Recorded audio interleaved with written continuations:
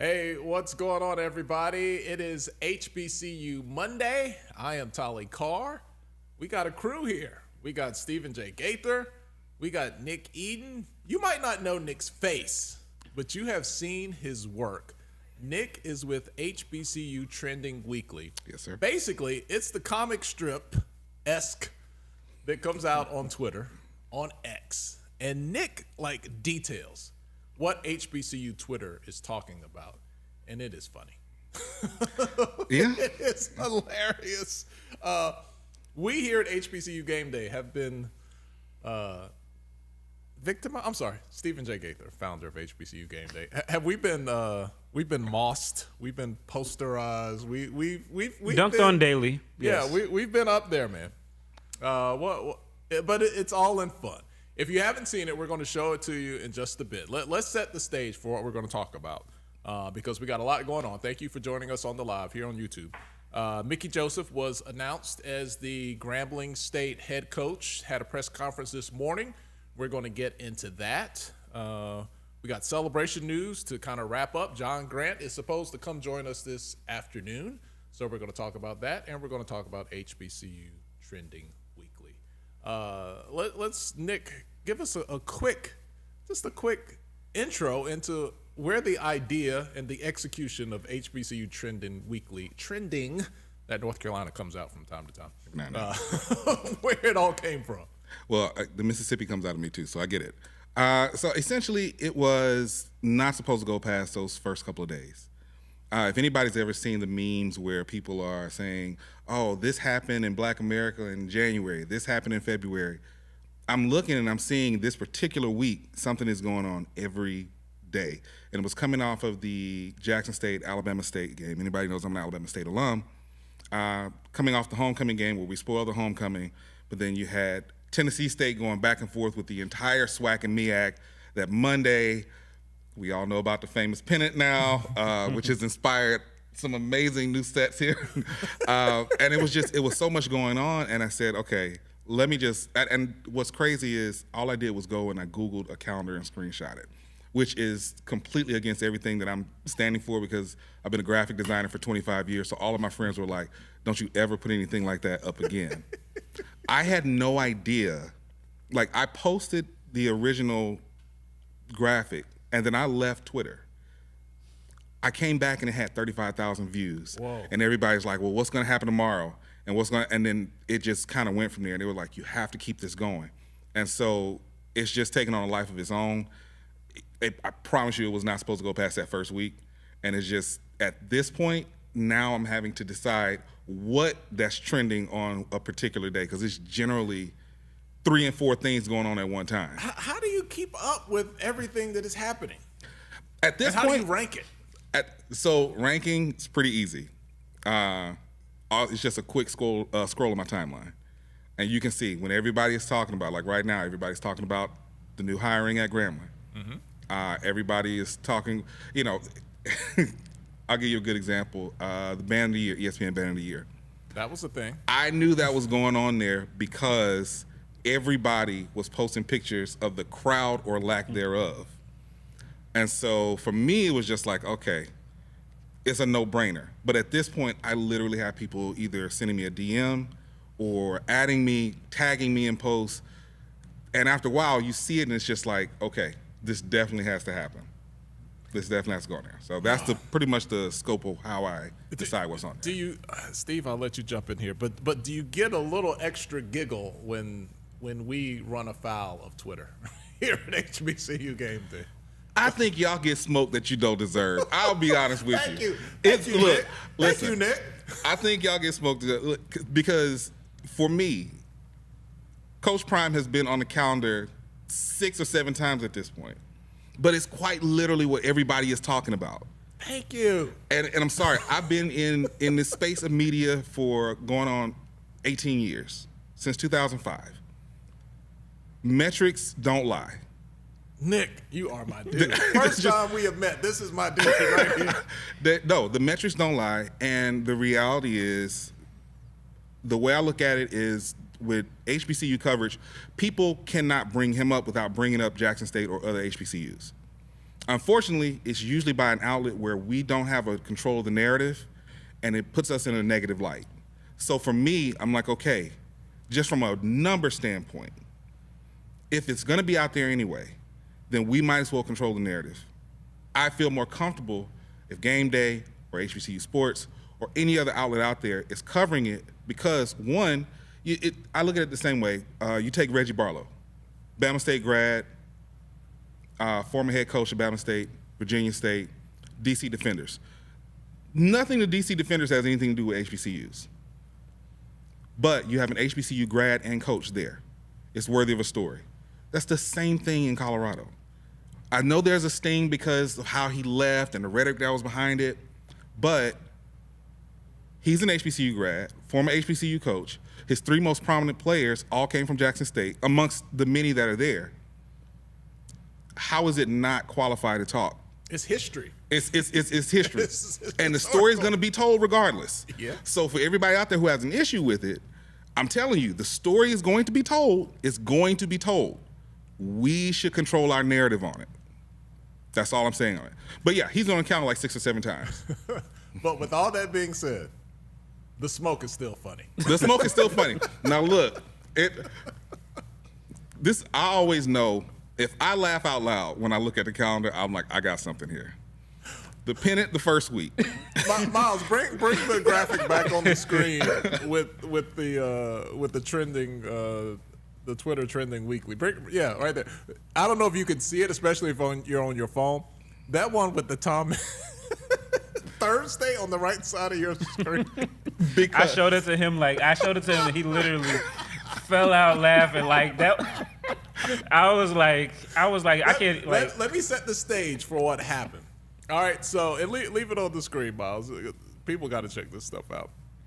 So I shoot content with my brother, Uncle Neely, about Colorado, right here in this studio. Tolly likes $1. Tolly ain't gonna pass up these dollars that are out there, right? Holla. Nick, look around. You see this stuff costs money, right? Yeah. If we want to keep it, we got to pay for it, right? So Simone came in and we shot, and I'll be shooting this stuff back to back. And one day I just left the Colorado sign up and didn't even realize it and didn't think anything about it. And Nick, I don't be on Twitter, so all the smoke, I missed it. Like a whole week went by, I didn't even know it was a thing. But that thing right there is the funniest thing I have seen.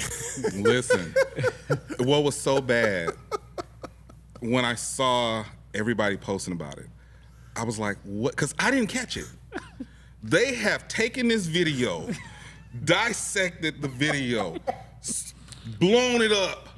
They're like, no, it's right there. You see the Buff logo right there. And I'm like, y'all have really gone next level with this. But it's funny, and it's got to go on there. And the cause of it is a damn near 50-year-old man that can't remember 30 seconds ago and just totally forgot about it. It was no master plan behind none at all. It was legitimately, that was probably the funniest. Oh my God. That ranks in top 3. Tom and Jerry.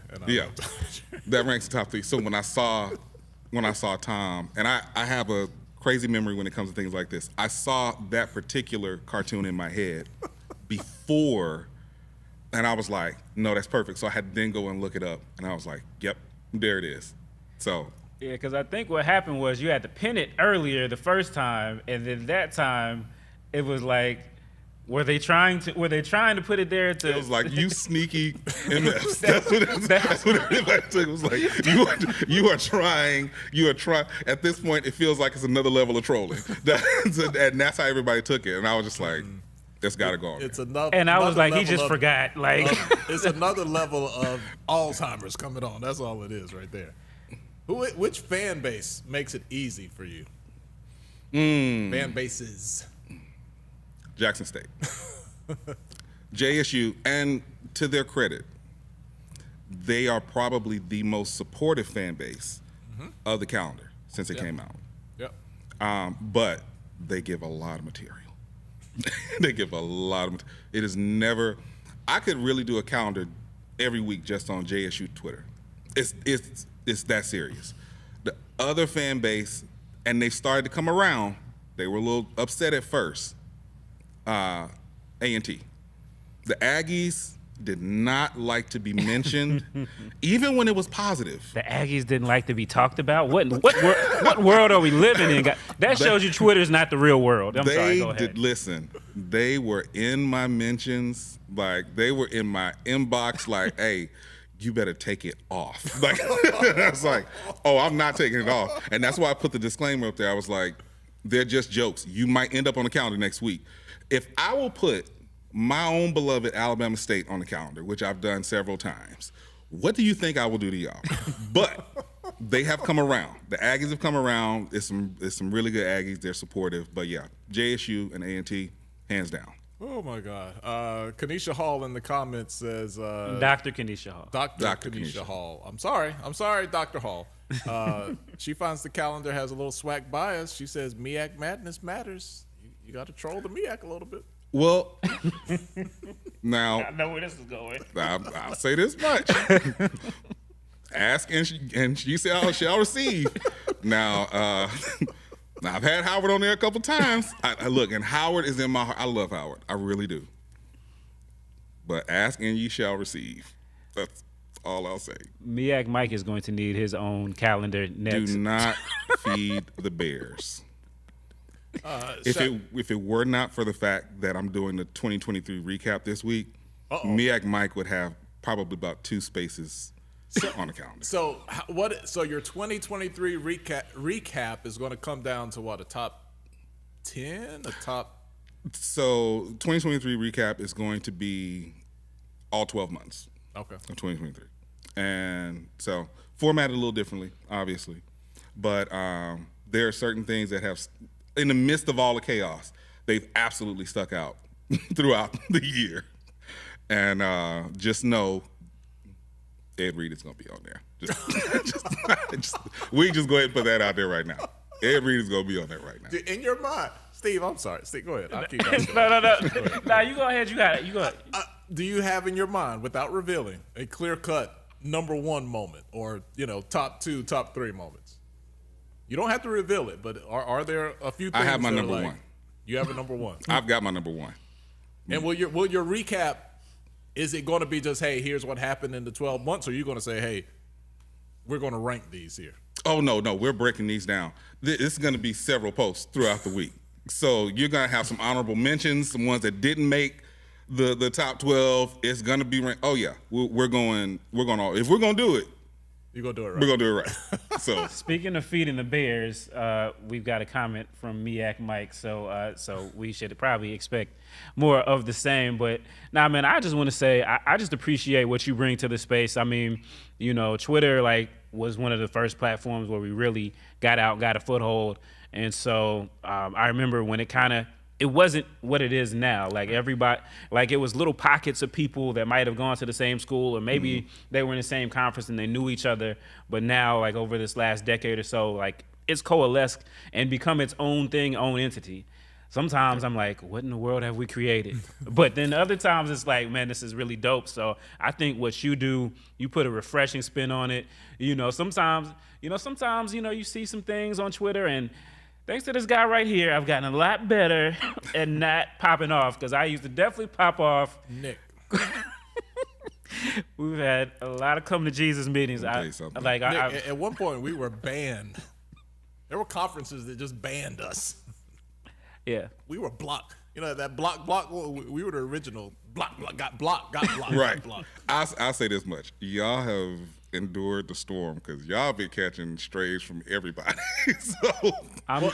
Here's the difference, though. This is how we make our living. So it ain't about popularity. It ain't about what the peanut gallery has to say. Right. We gotta make this thing work, or else.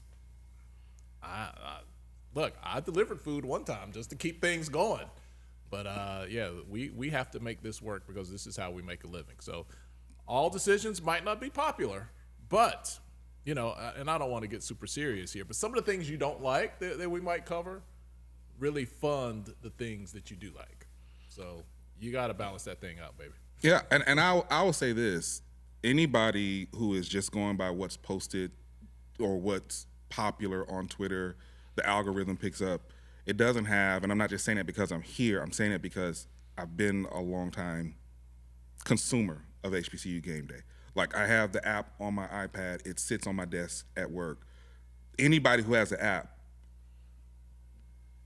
maybe 5% of the stories are about he who shall not be named.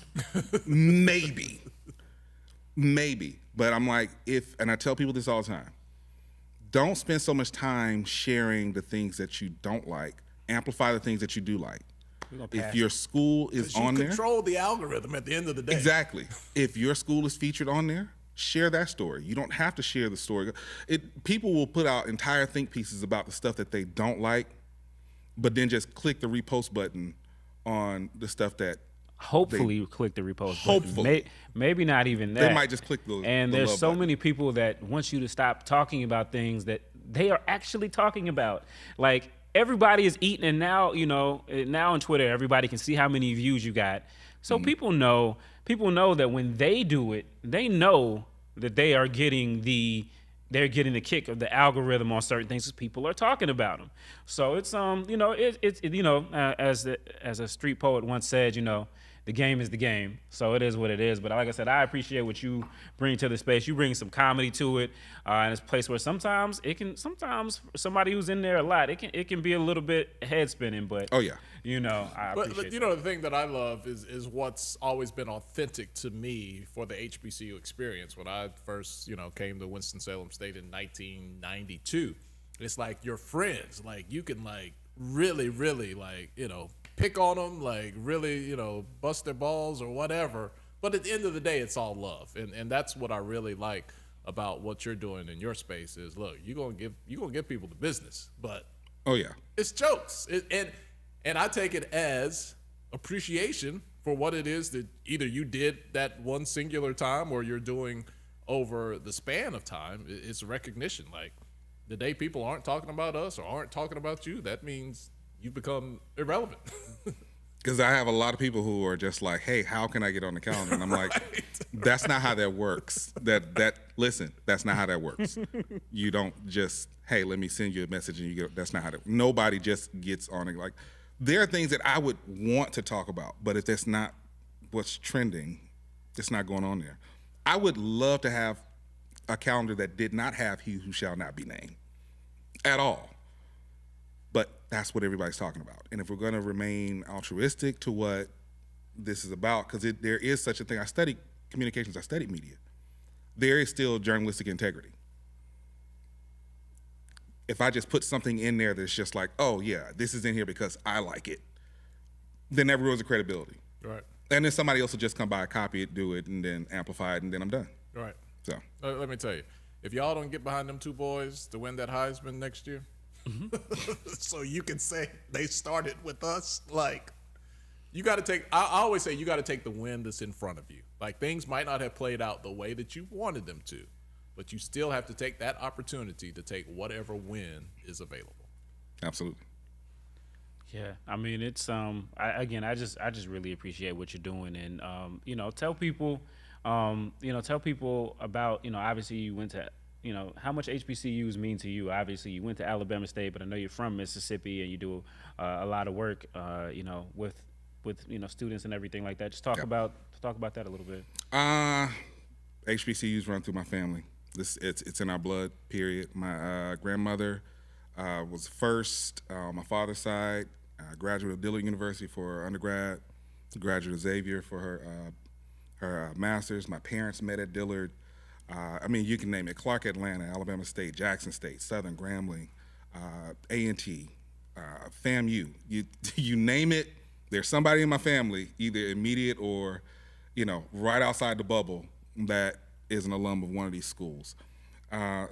It's important for me because I know what it's done for my development. I know what it's done for my network.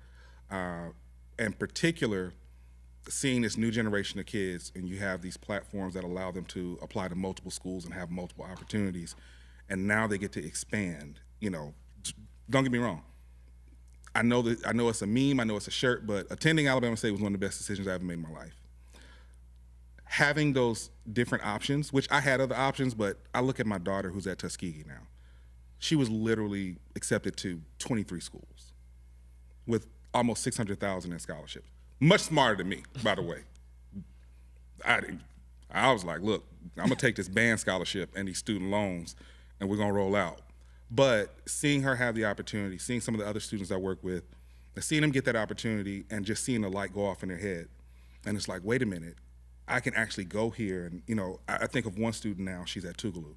When she graduated, she had a 2.9 GPA. She just sent me her grades yesterday. She finished her first semester with a 3.8. Wow. And she was like, and they all called me Uncle Nick at this point. She's like, Uncle Nick, I've never had those type of grades before. I'm like, you always had it. She might not have had that if she'd gone to another school. At Tougaloo, she got a chance.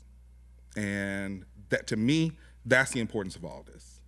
That's the importance of all this. When I run into people in the airport or just in a restaurant, anywhere, and I got on a Bama State shirt, and they got on Jackson State, yeah, we're gonna have some banter. Of course, absolutely.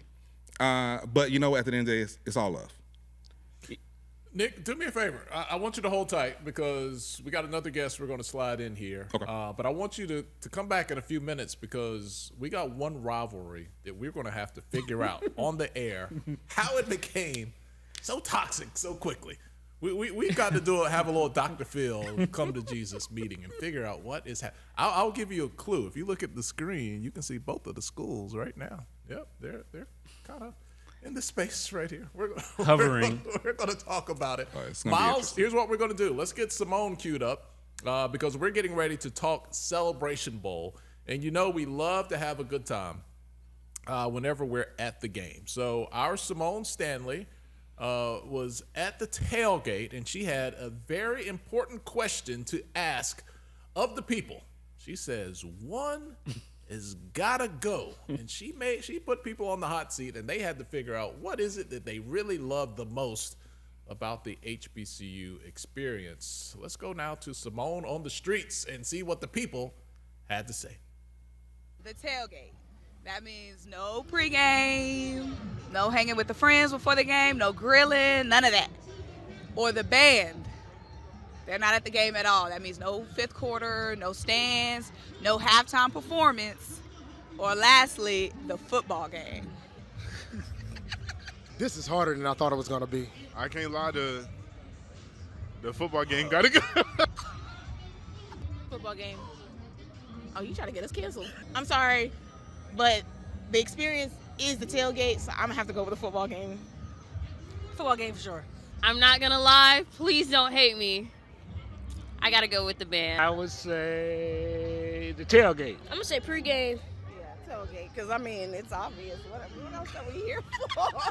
You better eat before you go. Tailgate is for the people.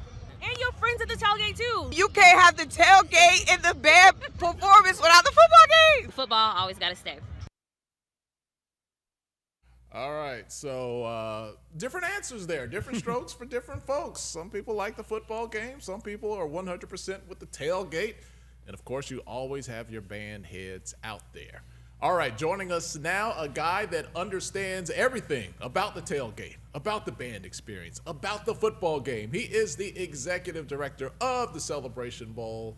Oh, yeah, he saved his appearance. He saved the best for last. John Grant joining us on the HBCU Gameday set. Yes, sir. Thank John, you guys for what's having up, me. my I man? appreciate it, Appreciate man. having Thank you for having me here today. This is exciting, man. I love what you guys are doing here. This is incredible for those out there watching. These guys have a really professional studio here. And so thank you for having me here. Absolutely, not a problem. All right, John, it's in the books. We had a close one. I was there, and I was like, uh-oh, Howard's got it. Uh-oh, here comes FAMU. Uh-oh, Howard came back. Okay, FAMU sealed the deal. I mean, that's all you can ask for, a game that, until the final minutes, it's up for grabs. Well, that's what championship football is. And certainly these two teams delivered that on Saturday. I was like you. In the first quarter, I thought, my gosh, Howard's going to run away with this. And then, of course, Florida A&M does what Florida A&M do. They fought their way back into it, and Howard fought their way back into the lead. So, fans were on their edge of their seats throughout the game. And, we're excited about the show that these student athletes put on. It was a great game.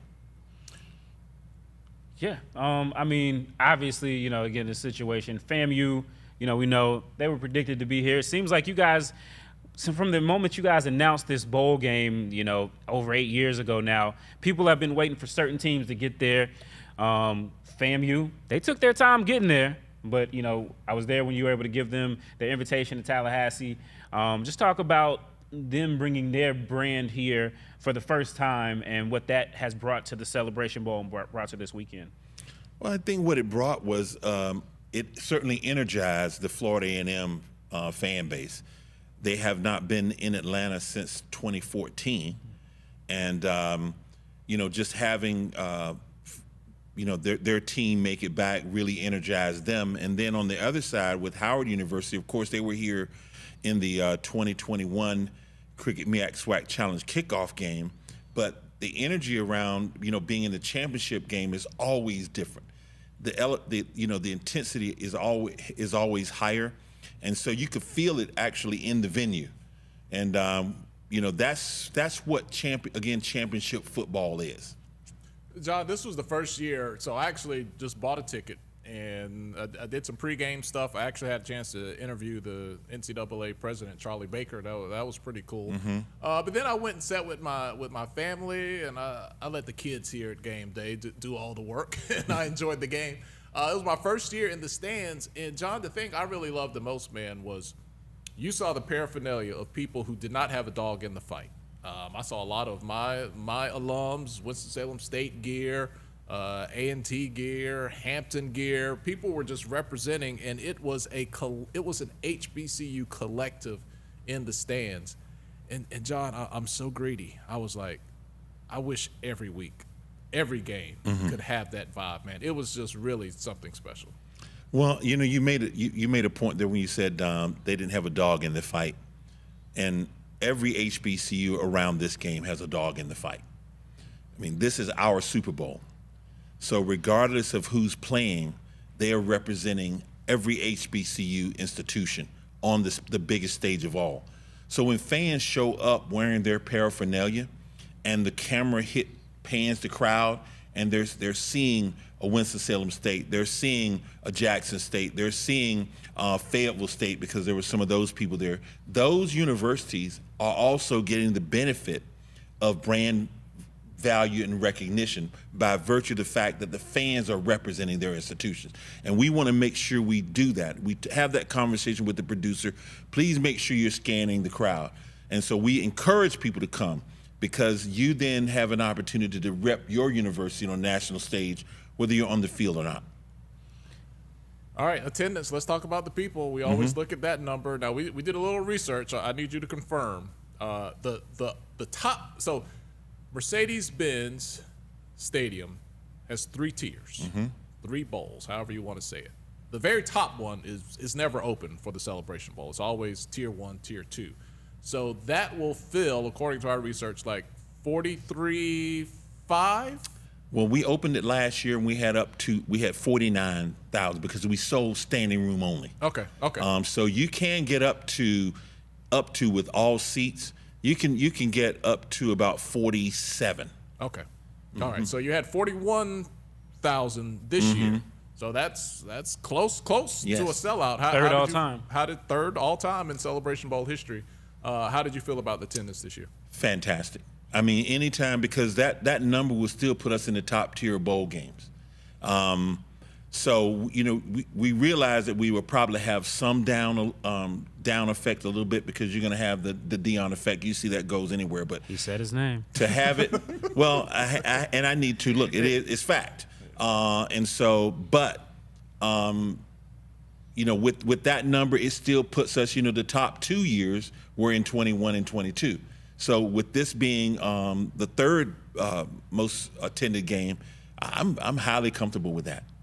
Yeah, I think you know, somebody who's been to all of them. I think this really spoke a lot, because, you know, you think about it. That first game you guys had, I think 35,000 in the old Georgia Dome, and it was kind of a new experience. And, you know, obviously you educating everyone about how, you know, for you guys the priority was the TV ratings, but, you know, you guys have worked to build up that audience. And then coming out of that pandemic, you know, You really didn't know what was going to happen with everybody, and you know, nobody knew what was going to happen in Jackson and everything around that, and then obviously the MEAC having their changes and everything like that, and to come back this year and still top what you guys were pre-pandemic, I think is still pretty amazing.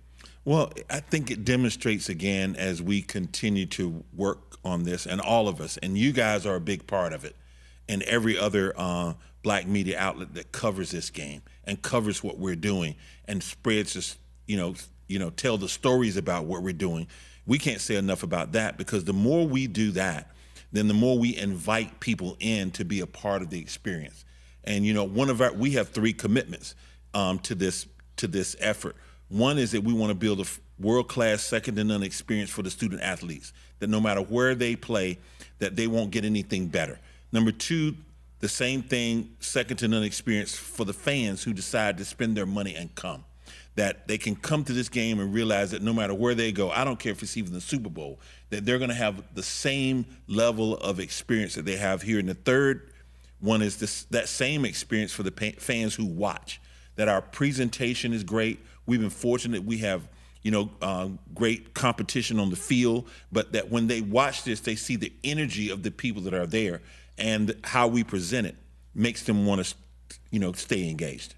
John, I don't know why, but I took the bait this morning arguing with people on Facebook that someone tried to argue with me, John, that going to the FCS playoffs, you could parlay that into a greater payout than these teams that make it to the Celebration Bowl. And that's probably the biggest smoke that we get in people are arguing about it in the comments right now. John, would you put this to rest for us, please, with data and facts? You cannot beat what you get out of. Now, I think it's great when the second place team goes to the playoffs, and then we got dogs in 2 different races. But come on, man, the Celebration Bowl versus the playoffs. Well, I think the best people to articulate the benefit are those whom have been. And when I say though, I'm talking about the teams. And the first one to us was Rod Broadway after in 2016 when they went to the playoffs. He publicly said that was a consolation prize, and he has coached at all the highest levels. That was a consolation prize. If you ask Trey Oliver, who just went, he will tell you that it was a consolation prize. Ask Willie Simmons. He just came to his first Celebration Bowl, and if you ask him today versus their playoff run in 2021, he said it himself, he'd pick the Celebration Bowl every single time. So let's talk about it first from that level, because these are the people that are in it, not those of us who are sitting on the sidelines or who are armchair quarterbacks and who don't really know the business of college football, but we have an opinion, and that's great. We want that. But the second part of it is economics. People, you're in this game and in this business, the business of sport, to get paid. That's the reality. And the days of, hey, here's exposure. And we've been in that place for a long time, whether it's with our schools or with our bands. We've been sold on the old exposure that doesn't come with a check. And I've never seen a bill paid and where the signature said exposure. I've never seen one. And if someone can show me that, I'd appreciate it. There's nothing wrong with the playoffs, but we're not built for the playoffs. We're not built to play 7 games. And look at the facts. The last time that the MEAC won a playoff game was 40 years ago almost. So we have an opportunity for our HBCUs to be on a much bigger stage, because that's a fact. We get about 2.3, 2.4 million views.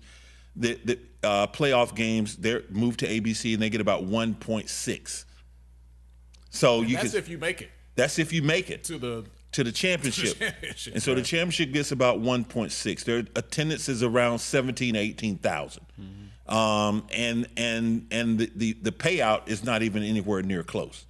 So we have to, our fans really need to stop drinking that spiked Kool-Aid, because that's exactly what it is, and it's been spiked for many, many years.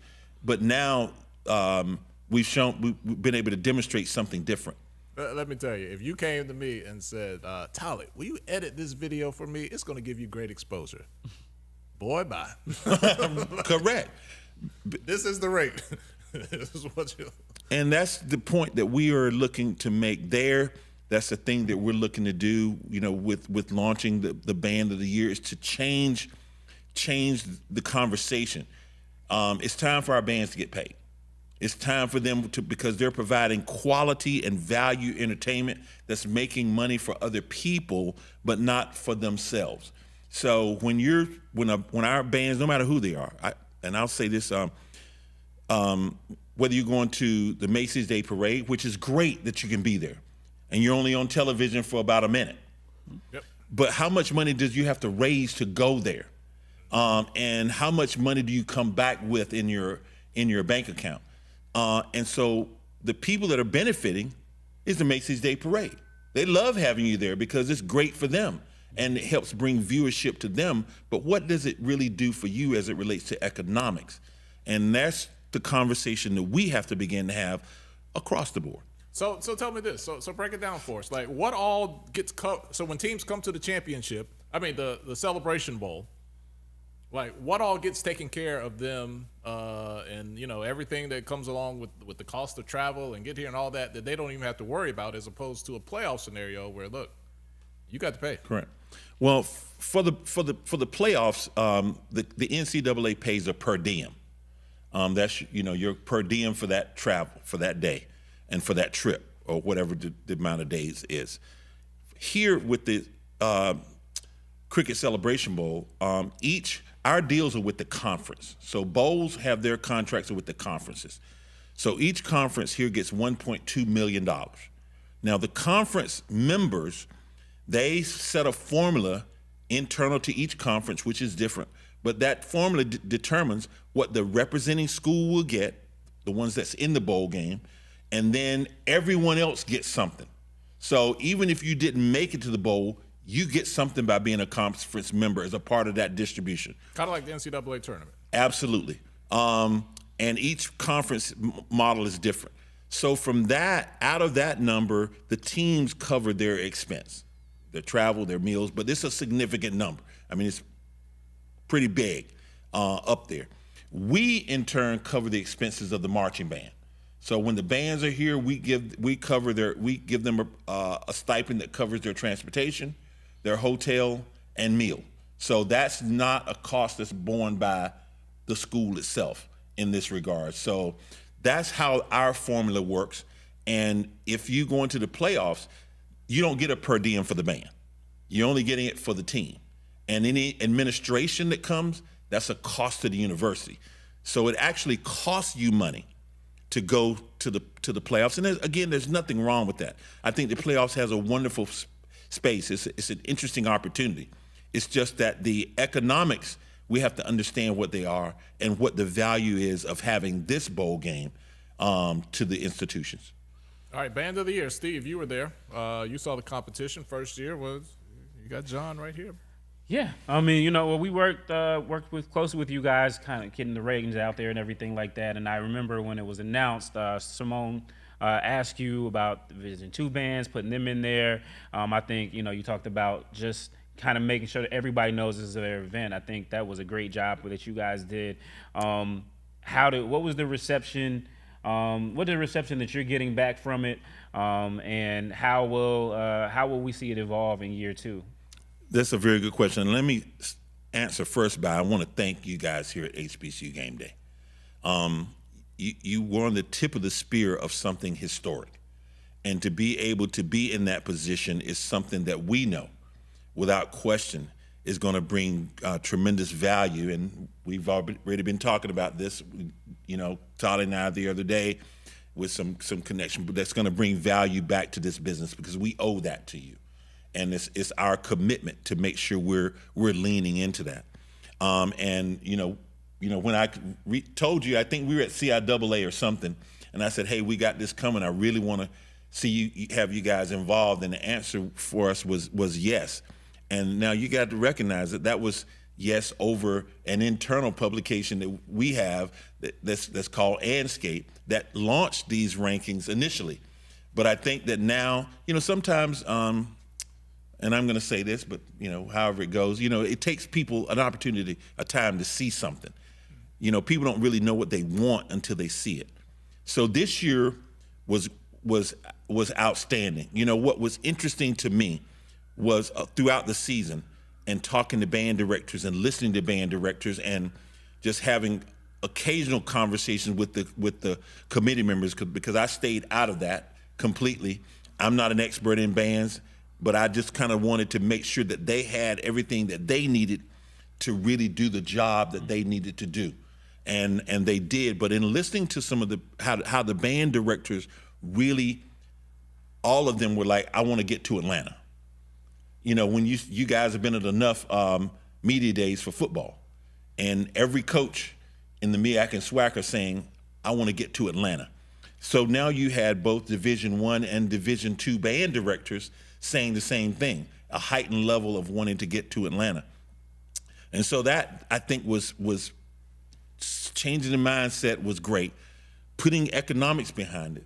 So the economics were, y'all were handing out checks. That's more checks than tubas. Well, at the end of the day, again, it's going to come down to you don't pay a bill signed with exposure, and if you can get both, and we can help facilitate both, then you're getting the best of both worlds, and that's what this event is about. And finally, on that point, guys, this event is going to be as big as the Celebration Bowl, if not bigger. And you're hearing it here first. This was just year one. It was year one for everyone, including us. This has never been done before. Right. And so we had some learnings coming out of this that you're going to see some slight modifications for next year. Look, the judges themselves, they started evaluating at 10 o'clock. They went until 1:30 in the morning, going back and forth and doing their analysis. I wasn't in the room. I came in toward the end, but I can tell you it was close. And with the analysis that they did, it came out, it was very, very close. Did you know all along that the announcement wouldn't come to the following day, or was it like, did you see in the moment like, okay, we're not going to be able to announce a winner right away? Yeah, we knew. We had stated all along that we would announce the winner on Saturday after the halftime show, because we realized that if you're going to do this and you're going to do it right, and as Professor Taylor, who's one of the co-chairs, says, we have to have an audit-proof process. And that audit-proof process meaning you had to give the judges time to sit down and deliberate and analyze, what they had seen and rate it appropriately. So if we're going to do it and you're going to have a champion, then you want to make it thorough. And we had no intentions of cutting corners, Tali, around that to get to a champion. That's number one. But number two, we didn't want to announce a champion ahead of halftime, because then it takes the air out of the sails for the bands that are performing at the Celebration Bowl. And we felt the appropriate time was to do it then. I think anytime you catch smoke on something means that you have something of value, because people don't complain about things unless they care about it. So I thought it was great when FAMU came out at halftime of the Celebration Bowl and was like, that's our trophy. And they weren't even in the running. So, FAMU gave you content within their halftime performance with the Marching 100. Some people, run away from the smoke, but I always say, exposure is exposure. And there was smoke everywhere with the band of the year this year. And there's still smoke out there if you go to the smoke has not cleared. You got people going back to the initial press releases saying, hey, there, you said this, but now it's this, you know what I mean? So it's and those Aggies, you went to North Carolina A&T, right? And that's why I stayed completely away from all of this, and to make sure I had nothing to do with it. So they're never far from the smoke, and so they were the lightning rod, I felt, of this competition from the moment you guys announced the competition back in July until the next winner's there. There's that debate about them not being in the conference, but obviously they're a HBCU band and a really good one, and I love to give A&T all the smoke, but you can't give them smoke for that. So, that just talk about that, and also Florida Memorial. You guys are the winner again. I think that was a great story. they didn't have a band prior to the pandemic. It was in the planning stages, and now, I mean, you know, and that's no disrespect Virginia State. I think they did an amazing job, but I think everyone was really floored by Florida Memorial as much as anybody else that was in the competition. You know, you're absolutely correct. And, you know, one of the things I learned from this and seeing it up close, that there are a lot of technical aspects to marching bands. And if you're an untrained person versus, you know, our committee as a whole probably has close to 200 plus years of experience. The co-chairs alone, you know, with Dr. White and Professor Taylor, I mean, their entire career span, they have close to 100 years. They know what they're doing, and they've demonstrated that. You know, and so with what you were saying, Stephen, you're correct. I mean, the smoke hasn't cleared yet. The Band of the Year Twitter Instagram page has been on fire. But think about with the college football playoffs and Florida State not getting into the championship. I mean, the same thing happens there. But the committee has the work that they do. This one has the work that it does.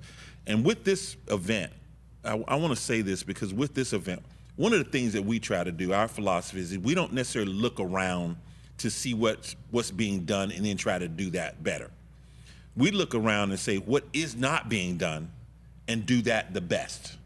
So the Band of the Year wasn't being done. It's never existed. So we're going to put it out there, and as we did, and we're going to make it the best because it's not happening. It's similar to what you guys are doing here. I love the fact that you saw an opportunity, you created a business around it, and that business is now one of the anchor entities in HBCU News. I have you on your app on my phone. 2 out of 2 today. It's absolutely true that if I want anything on HBCU related, I'm going to HBCU Gameday. Well, we appreciate that. We definitely appreciate that. What do you think the evolution is? So you don't have to give anything specific, but what are some areas when you look at the Celebration Bowl and you look at the Battle of the Bands or the Band of the Year that you say, okay, in these certain areas, we can still grow, we can still evolve? Well, if I start with the Band of the Year, because this was our first year, and we certainly see some like modifications that we can make. One, I'll just say that was obvious to us is next year in terms of in stadium putting all the fans on one side, and then growing it from there. That's number one. Number two is how, as we continue to educate people about the Band of the Year, about the national championship, that we can create more opportunities through the season for engagement. For instance, our trophies will tour now. They're going to put them on the road to go to some of these bands' halftime shows that are in contention, where we can put the trophy on site. Those games are televised where people can actually engage and see it. Create more opportunities for fan engagement. And one of the things I'm going to reveal it here, don't know when we'll implement it, but I believe that it's something that we can implement, and that's having a parade with the competing bands in a parade prior to the competition that night. So they'll be in a parade down Main Street here in Atlanta, and then that night they'll be queued up to be in actual championship mode. So we do see that being a part of it, creating our own tournament of roses parade, so to speak. That would give. We've been talking about exposure. Well, I think that would give you some earned media, even more so here in the city. Marketing, having a parade for sure. Absolutely, and it gives an opportunity for the bands to showcase themselves in a different way, and it adds to what we're framing as championship weekend. So you have, the Band of the Year national championship, the football national championship with the Cricket Celebration Bowl, and then creating a total experience for people through that entire weekend, but an experience that they don't get anywhere else. So I think I heard you guys talking before. The question was about, in the piece earlier, tailgating versus not. Well, for us, this game isn't that. When you want that, that's through the regular season at your favorite classic, etc. When it's a little bit warmer, too. Well, yeah, it's a little bit warmer. But when you come here, this is the Super Bowl. I don't think they do tailgating at the Super Bowl. It's all built into the complete experience for the fan. So that's what we want to deliver here. That kind of experience that doesn't mirror anything else, but to deliver something that hasn't been done. When will we find out? Because you're with the MEAC SWAC Challenge as well. Or do we already know next year? We already know. We already know. Okay, I forget things. See, I leave the Colorado sign up. I forget all types of stuff. Who do we got coming up, MEAC SWAC Challenge? Well, it's going to be a hot one. This is going to be a big one next year. We've got Florida A&M University, now national champions, will be opening up against Norfolk State. So they will have ended their season here, and they're going to begin the season back here, which will be the first game that they play following having won the national championship. So we know, knowing Rattler fans out there, that this is going to be a really big game for them, and it'll be a big one for Norfolk State because they have not been to Atlanta in many, many years. We talk so much about the Celebration Bowl. Do you see any areas to continue to evolve the season opener with the MEAC SWAC Challenge? Oh, absolutely. And that is, if we've been doing that over the years, because when we launched it here, the game was played on the Sunday of Labor Day weekend. It was early in the day. It was like a 2 o'clock kickoff, and it was hot. I mean, really hot. And so we were able to move it to an afternoon time and moved it off of ESPN2 to the main ESPN network, and it became a 7 o'clock kick, and we brought in College Game Day, First Take, Good Morning America, all that in 2021.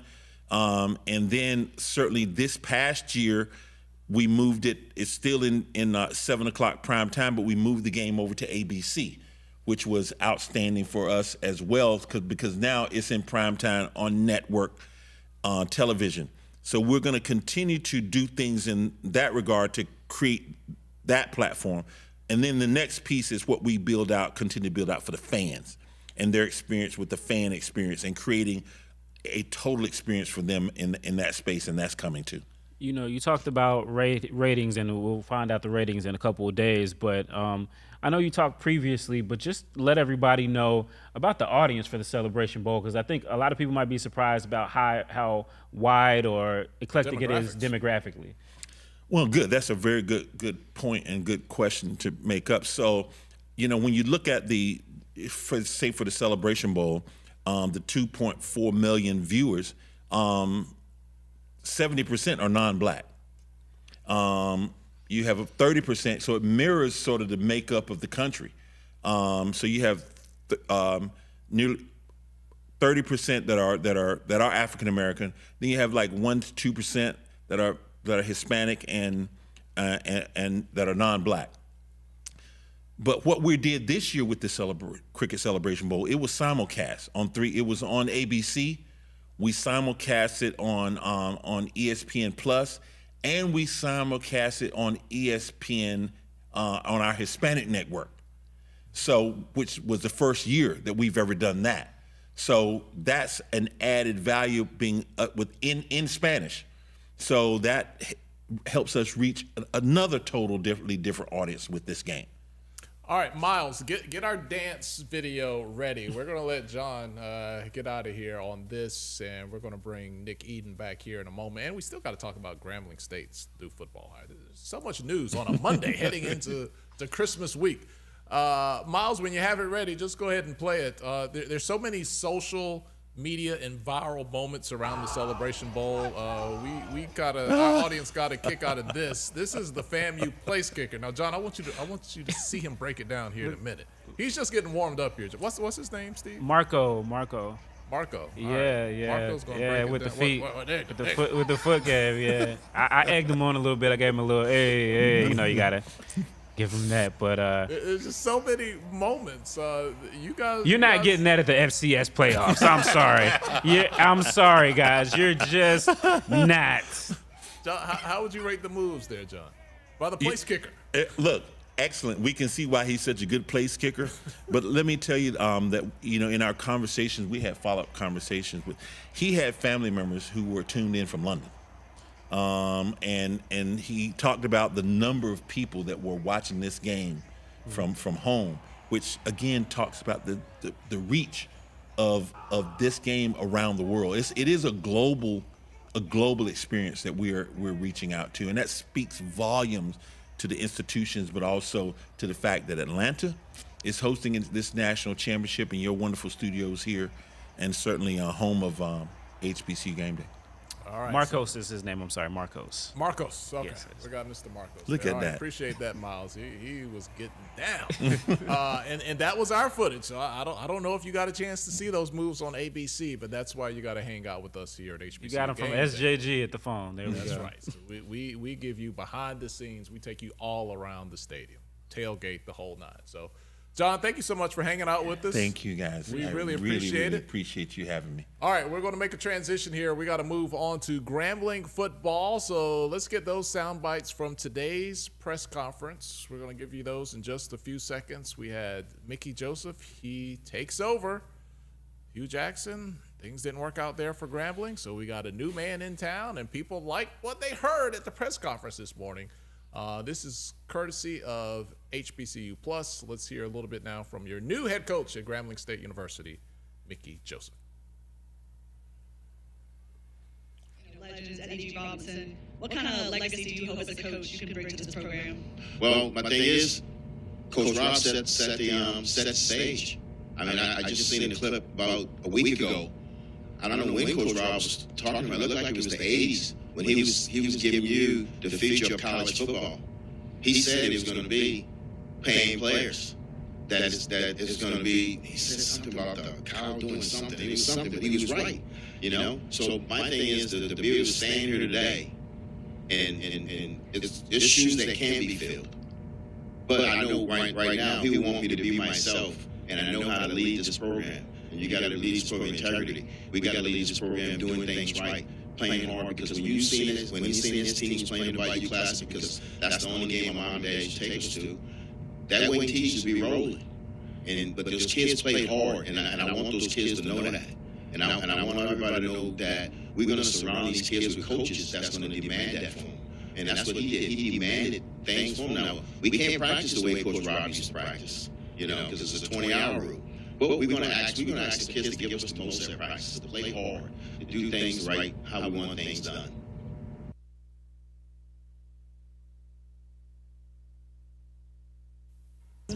Yes, I do have 85. Live internet there. Sometimes you get up, try to fill your coffee cup, and your sound bite runs out. Thank you, Miles. We'll take that out of your pay for the lack of cues there. All right, let's get back. Nick, you got to put our director on. He's going on the calendar. just have an empty chair. Just have an empty chair there. Look, I'm seeing it on delay here on the studio. Look at that. Come on, Miles. All right, Nick. We just had John Grant on. When you come out with your what's trending this week, you going to have any Celebration Bowl cartoons? It was the thing of the weekend. Did you have any moments? There are a lot of moments from the Celebration Bowl. I was there, so. What were your thoughts? I thought that I'll be honest. I thought the Bison were going to take it, and I was literally surrounded by Rattlers. I was over by the band. Shout out to the Marching 100. It was a great experience. They were ruckus. They were rowdy. They were up on their feet. You can't duplicate. You couldn't pay for that kind of energy. But overall, enjoyed the game a lot. A swole ref went viral, so swole ref went viral. That was all. That's always fun. It's always, but that's what I mean. It's always something. But overall, I enjoyed it. I agree with Mr. Grant. It was an absolute. It's like our third homecoming, for the year for those who have. Multiple homecoming. I say third homecoming for us because we had Jackson State's homecoming too. But I'm gonna catch that later. Yeah, I'm gonna catch that later. But it was like a huge homecoming for everybody, and so I'm looking forward to seeing where it goes next year. Looking forward to seeing how the band competition evolves and just making it just an all-encompassing weekend. But I truly enjoyed myself. All right, so we just heard, guys, from the Grambling State head coach, brand new head coach, Mickey Joseph. I'm sure Grambling probably made, what was trending with their coaching situation in the last couple of weeks. Hugh Jackson's out. You got Mickey Joseph in. Steven, what did you think of the hire? Well, missed the 7 to 10 day window, but that's here and gone. Mickey Joseph is people remember him most recently from coaching Nebraska as the interim head coach for a little bit. That's actually his alma mater. But he actually has coached a lot of HBCUs. I believe he's the head coach at Langston for a while. He's been in the SWAC coaching there as well as an assistant and was on some of those Grambling squads for Broderick Fobbs. And he's kind of been ruminating in the HBCU rooms for a while. He kind of had that Power 5 pay that's kind of hard for people to overcome in this world. But the opportunity was there for him. Grambling, decided that they were going to move swiftly from Hugh Jackson. And they've got a guy who, was in the running for the Southern job a couple of years back when one of the assistant ADs was Dr. Travion Scott. So it's interesting how that all comes around. So we'll see. He knows he's going to have to win quick. So. Well, there was a search committee. I can assure you the people in our comments were not on the search committee. They are caping for Ed Reed and Ray Lewis. That's what they wanted. This morning, shout out to our guy from HBCU Legends, Kyle. He had reported that, maybe some folks had kind of, voiced some opinions. And he said he reported it was a fluid situation right. overnight. Right, fluid situation. So, we don't know. I really thought about choosing violence this morning when I woke up and tweeting, quoting that with a photo of Ed Reed waiting, but I decided not to. And luckily, Mickey Joseph got the job, so no need, but it just stays there. So whatever was fluid froze over. They stuck to their guns and kept their man. What is the Grambling fan base like for you and showing up on your content side? Gram fam is interesting. A lot of interaction I have with Gram fam was on Facebook. But since launching the whole calendar and everything, they've been interested. They've slowly come out of the woodworks. So I put Hugh Jackson on the calendar like 3 weeks in a row. I did not know the man was going to get fired. I'm sorry. I feel bad now. I'm like, did I have something to do with this? You're a part of the mob. Right. And to new Coach Joseph, just don't bring a Bentley to the stadium. Well, there was a quote in there that's pretty interesting, but go ahead. Yeah, but no. So they've been quiet until Hugh was on the calendar for 3 weeks in a row, and then it was like, hey, man, let me explain something to you. But no, Gram fam's cool. I got family that went to Grambling, so, it goes beyond Twitter. Now I get the calls and the texts. Yeah. Oh, how'd they get your number? Oh, literally my family. Like both sides of my family are from Louisiana. So they're lobbying. Yeah. So now they're lobbying you to be on there. Yeah, they're like, look, I thought your number or saying don't put us on there. One or the other. Oh no. I've got family calling like, hey, you know you coming home for the holidays, right? You need to keep us out of this. So they're gonna take the man's mac and cheese. Come on now. Right. Well, Gram fam, according to some things we saw on Twitter after the press conference, they really liked when Mickey Joseph said, and I'm not quoting him exactly, but he said something to the effect of, "I'm here to restore order. People need to, basically remember who we are and fear us once again." Has it been 5 years now since Grambling has won a SWAC championship? 2017, yeah. 2017. Because normally, one of the strong statements that the Grambling AD said during the press conference when they talked about Hugh Jackson being let go was, a student athlete came up to him and was like, "I'm probably the first person in Grambling football history who was here 4 years and didn't win a championship." And if you go back and do the math, at least every 4 years, Grambling was right there winning a championship. So now that window has increased for the first time. So he's going to have, I don't know how much he's going to have his work cut out for him. Grambling wasn't a bad team last year. They were in the running for the division crown up until like the last 2 weeks of the season. Things didn't fall their way. And lost a lot of close games during the year. Yeah, well, but is the SWAC better when Grambling is good? Absolutely. They're one of the big three. It's quite possibly, people say arguably, I say that it is the most storied football program in HBCU history. When the Grambling is strong, the SWAC is strong. So I'm looking forward to see what Coach Joseph does. I think that he has an incredible young man at QB1 with Miles Crawley, who is, obviously formerly of Alabama State. We got that lick back for him leaving. But, I think he has an incredible young man that he can build a program with, he can build around, and I think people are going to be excited to go and play for him and play for the Grambling brand. So I'm all for it. I think the question is, you say building, building usually takes time. Hugh Jackson did not get a lot of time to build, if you ask people. So, the reality too is we're now a couple days away from National Signing Day. Obviously, a lot of that early signing day is geared towards the Power Fives and the FBS. But I think it was interesting. Coach Joseph talked about, kind of figuring out what is going to fit for him. He's talked about he didn't want to run everybody away that was at the program. He wanted to give him the line he said about. Well, he said when you marry a woman and she's got kids, they're yours. That's what that I'm paraphrasing, but that's pretty much where we got. So he seemed to be the antithesis of I'm bringing my Louis. He seemed to make a distinction that was not going to be. Yeah, he kind of had that. We got McDonald's at home.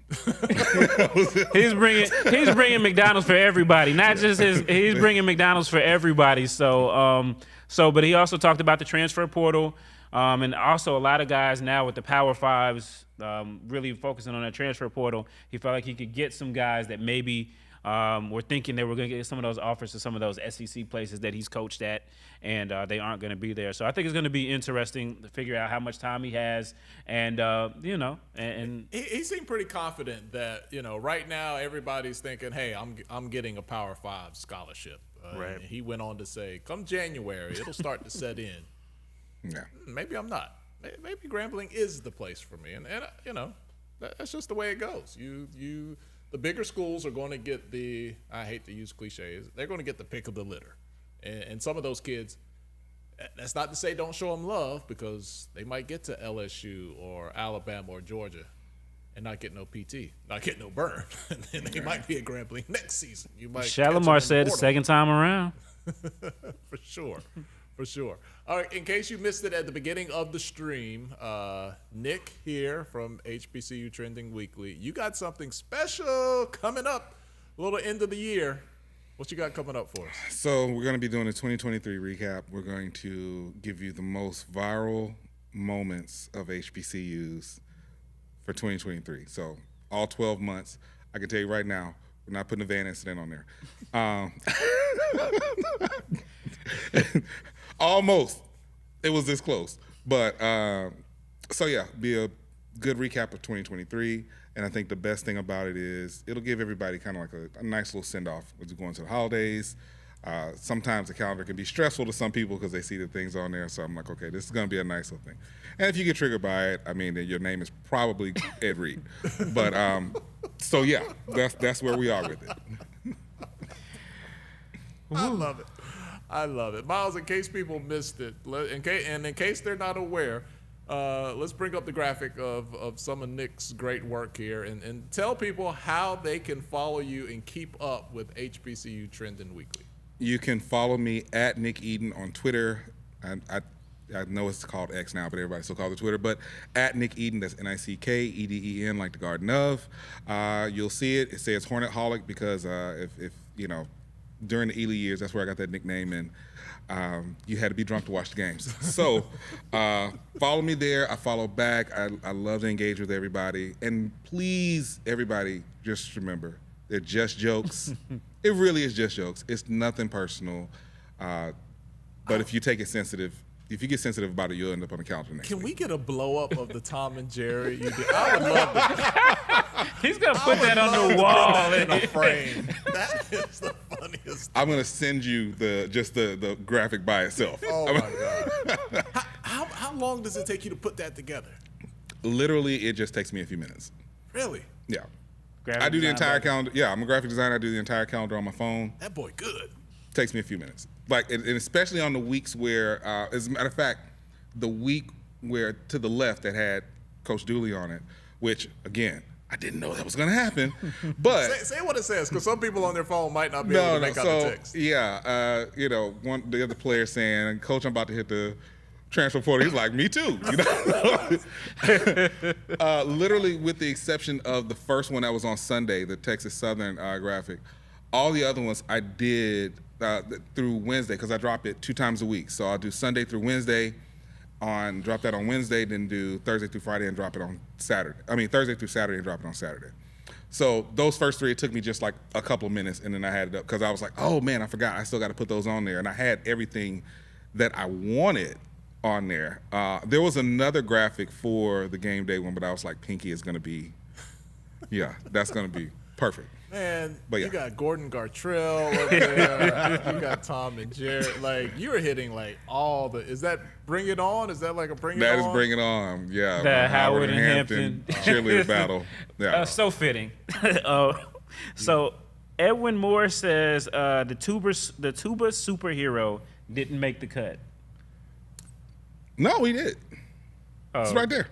Okay. Sunday on that first week. Okay. He knocked the dude out. Okay. Yeah. And then you see the tuba in the back. I don't know if he's talking about for the year or whatever, but yeah. But we hasn't dropped yet. Well, for the year, listen, that's a strong contender for the year, but there was a lot going on. It was a lot going on last month. I don't know exactly if that's going to make it for the year. I have never seen a cleaner 2-piece in my life. Man, look here. Did not miss a note. I was like, look, put him in the game. They need it right about now. All right. Because look, on the line, it's all about the handwork, right? That brother had. Yeah. And then went right back to playing. Like, he literally didn't miss a beat. Like, he went right back to playing, and dude was just out. So, yeah. But, yeah, strong contender for the year. So, we're at Christmas, Steve. Did Santa bring us anything? Santa brought some gifts, yes. I got a couple of them. One for everybody. I don't even have one of these yet. So I've got our HBCU Trending Weekly. This is exclusively for the HBCU Game Day team. You all, I appreciate so much what you do. And, that was just a little something that I can give. Now, again, I don't even have one yet. So. Oh, my God. That is awesome. Nick, thank you so much. We can't let Nick leave without giving him a gift, can we? Man, what do we got? He brought us. We got. I'm going to go back in the closet here, see what I can find. I mean, the helmet? No, I'm playing.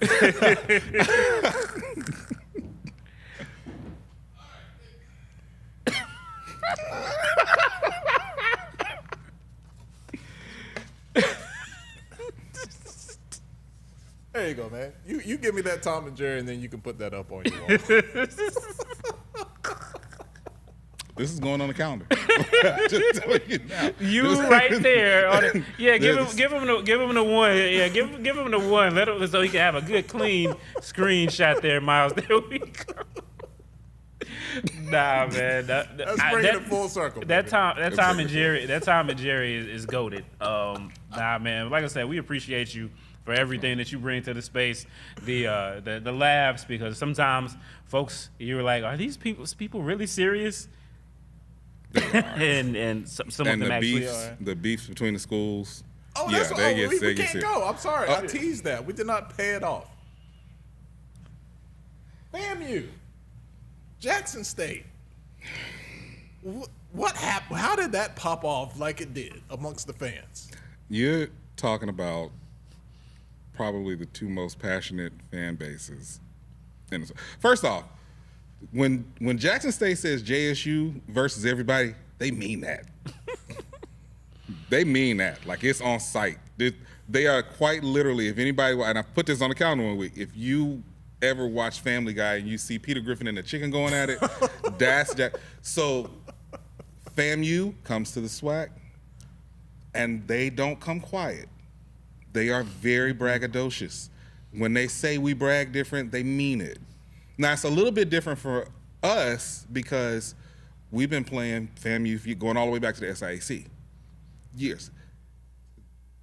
They're bragging. Jackson State is like, nah, y'all need to come in and be quiet like Bethune did. Like, these are actual conversations that went on. And they're like, no, we're not being quiet, and screw you, and screw your coach, and his toes that are missing. Like, it got it got really bad.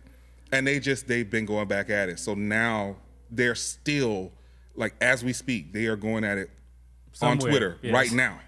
No, actively going at it, falling out from the Celebration Bowl. And I'm like, now, you're from Mississippi. Is it in the water down there that makes it spicy like that? I'm going to tell you something. That is ingrained. The pride of Jackson State is ingrained into the alums from childhood. I had people who literally stopped talking to me. I had a band scholarship at Alabama State, and I had a choir scholarship at Jackson State. And those were my two choices. I took the band scholarship. I had people who stopped speaking to me because I was not going to Jackson State. And look, I wish everybody had that kind of pride about their schools, but it is ingrained in them from yay high. And once they get on campus, oh no, it's all about thee. So anybody who comes with any kind of smoke, and it just so happens that FAMU was a hint of smoke. A hint of smoke. It was a vape. It was it was cold outside. It wasn't real smoke. But in FAMU was like, oh no, no. We're coming in loud and proud. We're coming in, we own the SWAC, and then they got beat 2 years in a row. So when they got that lick back this year, it's been on site ever since. On site. Yeah. The definition of on site. Before we get you out of here, I gotta ask. You talk about rivalries. Magic City Classic or Turkey Day? Magic City. For a different reason, though. Now, if we're talking about a heated battle, Turkey Day. There's people from Tuskegee that really don't like Bama State, and people from Bama State that really don't like Tuskegee. I'm at a weird place because, again, my daughter's there. But best believe, I always wear a Bama State shirt when I go to the campus. But Magic City Classic is more of a spectacle. It's more pomp and circumstance. And in fairness, we'll be sitting right next to each other and we'll be having fun. Anybody who saw the viral moment at Turkey Day this year of Bama State playing ball and parlay, just know it's a completely different. I missed that. It's a completely different atmosphere. So for different reasons, but in my personal preference, I would say Magic City Classic. Wow. Yeah. Oh, that was petty. Took their song. Oh, it was petty. That was petty. I posted that video. Currently it has about 360,000 views on Twitter. Like it's not a joke. That was something. Nick, thank you so much for stopping by, man. Thank you for the great work that you do. I mean, you just keep us laughing every week, man. And I'm so glad that we got a chance to meet. And we understand it's jokes, and we really love and appreciate everything you do, brother. Yeah, I appreciate y'all. Just keep it going. Again, being in this media space for as long as I've been in it, and just kind of falling into this with the calendar, you guys are leading the market right now. Please keep doing it. We need it because, again, we have to control our narrative. If we don't control our narrative and it gets out of our hands, and I would challenge every other content creator out there, let's step it up. Celebration Bowl's passed, we still got a ton of content when it comes to HBCUs. Let's keep building the market. Let's keep making this bigger and greater so that, that doesn't happen. Absolutely. He's Nick Eden. Make sure you follow him on Twitter. He's Stephen J. Gaither. I'm Tali Carr. Shout out to our director, photographer, producer, Miles. Miles does it all. You never see Miles. But thank you guys so much for all of your support. Thank you for hanging out with us in the comments. Congratulations once again to FAMU, your Division I HBCU national champions.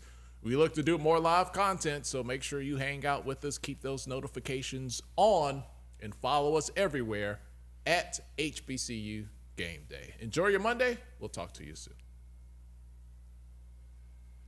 Good stuff.